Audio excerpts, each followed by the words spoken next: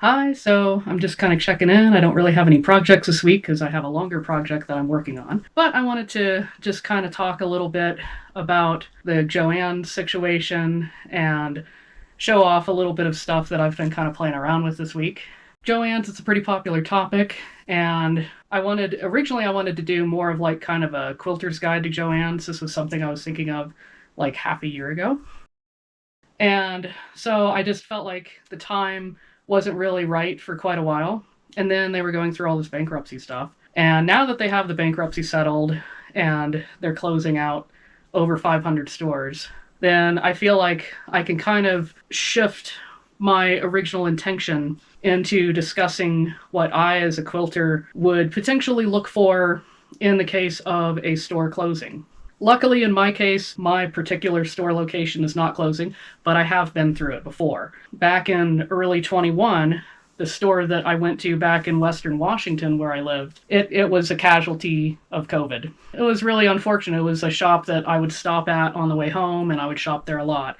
So absolutely nothing but sympathies to all of the people who are just absolutely heartbroken to see their local locations close down.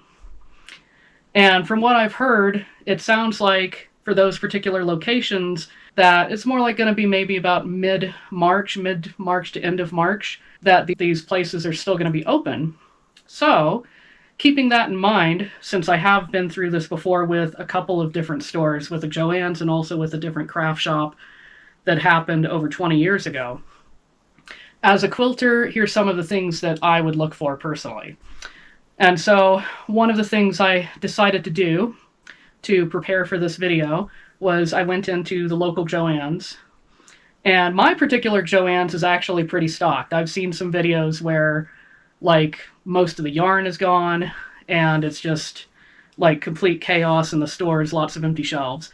In mine, I really didn't see much of a difference. And like when I went over to the big wall of the what they call like the keepsake cotton, which is like a calico. And then they also have like some other stuff along that wall that's also a quilting cotton, but it's like very much, in my opinion, not very good quality. That's what they call the quilter's showcase. When I went over there to kind of look around, because I need a little bit of stuff to kind of fill out some colors for a project that I'm working on, they still have this stuff wedged in so tight, it's very difficult to get the bolts out in my particular location. And another thing that has kind of puzzled me about this is that, you know, I will look at like the flyers, and I'm not seeing the sorts of sales that would suggest that these guys are like, hey, we're going out of business. So I think there's going to be a lot of local differences when it comes to this. So, but in my particular location, one of the things I decided to get was I got this ruler. And actually, this is something that is kind of an ongoing irritation that I would love for Joann's to resolve this. When I went online, this thing, the full price was $20, and then they had the discount on it to make it $12. Now that's if you bought it online. Now, what I have done before, because I've seen this happen before where there's a discrepancy between the online price and what's happening in the store, is that I have purchased online and then set for pickup. In the case of this, I couldn't do that because I guess the quantities were too small for them to be able to guarantee that. So when I ended up buying this, let's see, their full list price was $22.99, so $23. And then I had to use up the coupon off of a regular price item to bring it down to $13.79. So, you know, I'm spending almost $2 more to not go with like an online option.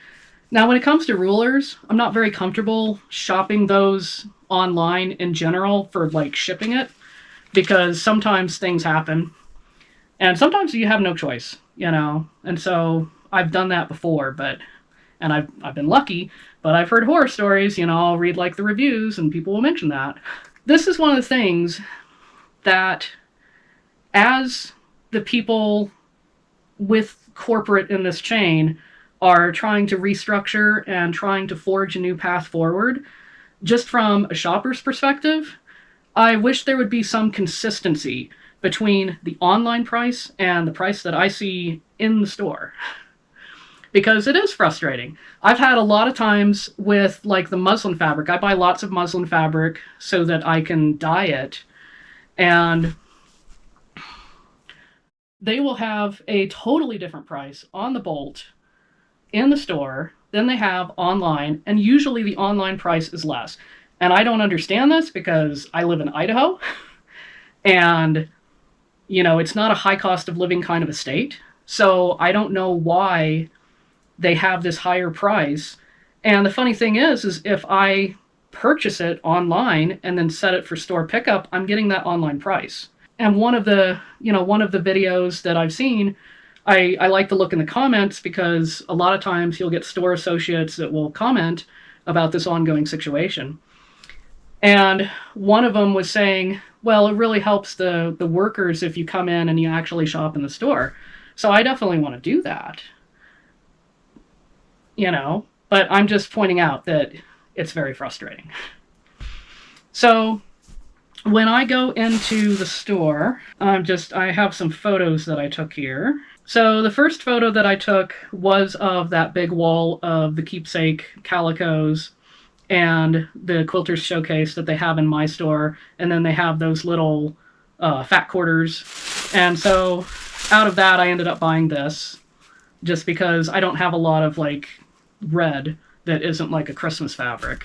So like you can see in this picture, it seems like there's nothing out of the ordinary going on at this store. And then I looked over at the notions and there were some gaps. And one of the things that I would do personally if the store was closing is I would definitely go over to the quilting notions and I would be looking at the rulers and I would be looking at, you know, whatever specialty types of things. So one of the things that caught my eye was they have this thing called a quilt binding express, and it's like kind of a little pressing mat, and then it has these slotted strips so that you can do the single fold and have it at the right width. So that seems like something potentially useful. I may end up buying something like that someday, but you know, if my shop was closing and I saw that they still had that, I would look for that. And then in another part of the notions, you know, they have like all of the things like seam rippers. I did end up going ahead and buying myself a seam ripper because I need another ergonomic seam ripper because I'm tired of kind of going up and down the stairs in my house to get the seam ripper that I have that's nice. So now I have one that I can position so that I can seam rip stuff whenever I'm watching TV and not have to move the seam ripper that I like to keep in my sewing area. So, you know, that's one of the things, like, if there's situations like that, where it's like hand sewing needles or seam rippers, or like, you know, like I ended up buying an embroidery hoop because I would like to do some more sashiko stitching. And yes, I know sashiko stitching is traditionally not done in embroidery hoop, but I wanted to try it in embroidery hoop, and the embroidery hoops that I have all have projects in them. Just little things like that that I think are a good idea. And then I would probably steer clear of those little binder clips because honestly, they look like even if you took 70% off, it's still not as good of a deal as if you're shopping at Amazon. But on the other hand, you know, I mean, if the spirit moves you and you feel like you're supporting the store, I mean, definitely, you know, that's something that would be nice to get and you don't have to wait for the shipping. You know, just kind of looking in here, I noticed there's some kind of brand called Fabony. That's something I haven't seen before, and they seem to have a lot of these notions. So a lot of basic stuff here, like they had template plastics. That's something that I've been kind of meaning to get so that I could make my own little applique templates and other sorts of templates as needed. Something like that was still there. In the case of a closeout, I would probably just go ahead and get that. And then like another one of these brands that that I've seen crop up that I haven't seen before is this thing they call Happy Value. Now in my shop, they had like this little kind of, you know, edge of the aisle, not quite an end cap, but kind of an edge of the aisle like basket thing that had all these little notions in it. And it had like these cute little stick pins. And that's something that I think, you know, that quilters might want to get, you know, because the stick pins do get dull over time. And they had a bunch of other things, like they had like, you know, little measures, and they had little snips. So if you wanted an extra pair of snips for, you know, like for example, if you're like me and you like to seam rip something that is a little bit more involved while you're sitting on the couch, then it might be a nice idea to have those little snips. I didn't get that, but that's something that I'll consider. And the reason why I didn't get it is because in my shop, they didn't have any prices attached. Yeah, it's easy enough to ask somebody, but I am an introvert, and I was just kind of in there shopping. I didn't really want to have it be a long shopping trip per se. And then here's a picture in my shop of the yarn, and as you can see, like, it is pretty well stocked. So whatever is happening in the stores where the yarn is pretty much gone, I suspect that that might be either an issue of that they had the inventory sitting in boxes and just didn't have it out yet, or they might have a supply chain issue, or they knew ahead of time that it was not looking good and their store was probably going to be on the list. I'm not really somebody who knits, but I decided to throw this one in there because I have seen a couple of videos where people are showing the yarn situation. And then here, one of the things is, like, for me personally, I like to buy my batting from Hobby Lobby. I find that their regular price ends up being, whenever Joann's does, a 50% off type of a thing. And so I know that people have very strong opinions about Hobby Lobby, and for a long time, I did not have a Hobby Lobby to go to that was actually convenient to me. I used to buy my batting a lot from Joann's, and I would wait until it was either regular price and I had a 50% off coupon, or when they had a batting sale where they had a 50% off type of a thing. And I think in the case of this, like this is a couple of twin size, and then as you can see here, the batting and the pillow forms section in my store is really picked over. And so I'm not exactly sure why that is, but it is. And it's only saying 20% off. So in my opinion, that's not a very good deal if you have the option of going to Hobby Lobby or even Walmart, because Walmart has batting and you can get the batting at a fairly decent price at Walmart. But, you know, maybe you don't want to deal with Walmart, because, like, you know, at my Walmart, I'm parking like way super off in the distance, and yeah, there's kind of issues trying to shop in a Walmart a lot of times. So yeah, you know, there's batting, and so in the case of a store closing, you know, if I'm seeing 70% off of batting, I'm gonna definitely go for that deal, because I go through batting because I quilt and I have a lot of different things. So I would definitely be looking for batting for sure. What other deals? Thread. I mean, if you like using the thread from Joann's, then definitely, I mean, go ahead and go for that. I would personally shoot for trying to go for neutrals and trying to go for more of like cream color type of cones of that quilting cotton, where it's kind of a chunky cone. That's just what I would go for, but it can also be a good spot to get serger thread. And so if you like to sew clothes and you have a serger or overlocker machine, that can be a good thing. And especially if they're doing like 70% off on the thread. I mean, you know, and I suspect that would be one of those things that would go pretty quickly, because, you know, we chew through thread very fast whenever we sew on a regular basis. So, and then definitely for me personally, because I do like to dye fabric, I would definitely be going to the muslin, and I would be definitely like probably buying them out, because I will buy like an entire bolt of muslin. And one of the things I got is they, you know, like I mentioned about the Happy Value, they have muslin. Now, I also got some of I got like a remnant of theirs. So I found this in the remnants bin, and this, as far as I can tell, it's not very good quality, but foundation material, okay? Like, just in general, these guys, they're pricing it at $2 a yard. So even if you're paying full price for this, I think as foundation material, this can be very useful. And what I'll end up doing with this after I wash it is, I think I'm going to go ahead and just have it from the reverse. So let me just crack this thing open. here. Okay, so I could see the reverse, but I checked it out off of the bolt. And so so I have this. This would lead to potentially transparency issues with projects, but this side would probably be okay. And I might even take something like this and do like an over dye, kind of play with that. But I think as foundational material, this would be really good.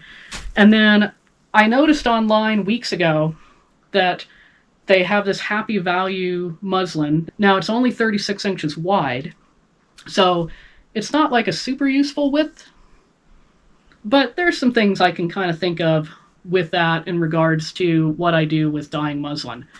And so I went ahead and got a yard to test it, and I'm feeling optimistic about it. And the reason why is because it does feel pretty comparable to the muslin that I usually get. And then on top of that, I looked at it, and the country of origin is Pakistan. And usually Pakistan is the country of origin when it comes to the muslin fabrics. And so I bet you this is coming out of the same textile plant that produces the other muslins that they tend to carry in the wider widths. So I am feeling optimistic about how that's going to turn out. And so I'll definitely be getting this going so that I can test it. And when it comes to doing my dye work, you know, like this is the kind of thing that I do. So this here, I dyed this rather than an ice dye technique. We have a lot of snow here, and so I'm using snow. And so I have the same thing on this and this, and these need to have the extra processing that I do to them to make them color fast. But I also have some of this where I've kind of done some different folds, and I'm just using more of like a complex dye powder that has a lot of different colors. I'm also playing around with using liquid dyes and trying to make ombres. And then I do have a lot of these mandalas that I like to make. And so there's another one, and like that's an example of a mandala. So these are things that I make with the muslin. And so definitely for me in particular, like I would do that. A lot of quilters might actually find that the muslin is really great as foundation material. So that's also another option. And then in general, like as you could see, I got that out of the remnant bin. And then I always like to look at the remnant bin. The remnant bin for the first time in a couple of months was actually fairly full. I mean, I would say it was maybe about 2/3 full. And so they had Kona in there. So I got this Kona green. And the nice thing about the remnants is it's always 50% off on top of whatever sale they have. So let's see. In that particular case, this had a $2 off sale, so I actually got a yard of Kona for $4. And so if I was having, if the store that I go to was closing, I would miss that kind of opportunity for sure. You know, so definitely, like, I would be looking at notions. I'd be looking at different rulers. Maybe even getting, like, rulers that you might not have yet in different square sizes. That can be very useful. Replacement blades for the rotary cutters, because that is definitely one of those consumable types of things. Anything that's like definitely consumable, you could probably use an extra pair of scissors, you know? So, you know, definitely that kind of stuff. If you do like to dye fabric, I would steer clear of any of their dyes, because when it comes to dyeing fabric, pretty much the only option is to just go through online ordering and ordering from one of these dye companies. Because to get truly color fast colors that have really good saturation, that's pretty much the way you have to go. But, you know, it can be a good spot to get the blanks. One of the things I've noticed about Joann's is they do have the blanks of different size t-shirts, if that was your thing. But I've seen like tea towels there, you know, so that's something that's a possibility. If you like to make tote bags, then absolutely, like, I know in my particular Joann's, they have a pretty nice selection of the canvas material. And so that's a pretty good bet in the case of, you know, trying to see what you can get that's going to be pretty useful. And then, like I said earlier about the remnant bin, it is probably the case that the remnant bin has an awful lot of fleece in it, fleece remnants. What I like to use the fleece for is I will use that as a batting for practice free motion projects. Fleece is definitely my go-to. And then I've also made up quilts before where I take the fleece and I will like just kind of zigzag stitch the edges together and use that as a batting for quilts. There's a lot of stuff that you can look for while there's still time. And you do have my profound sympathies if you are in the unfortunate situation where your particular shop is closing down. And like I said, I've been through this before. So I hope this has been helpful, and I hope that you're going to be able to find something useful. I would say go as soon as possible, because there's going to be a lot of other people that have the same idea, and they're going to buy out the batting and the thread and the replacement blades for the rotary cutters. So just hang in there. I hope you found this useful. And while you're here, you might want to check out this video where I share a quilting hack. Thanks for watching.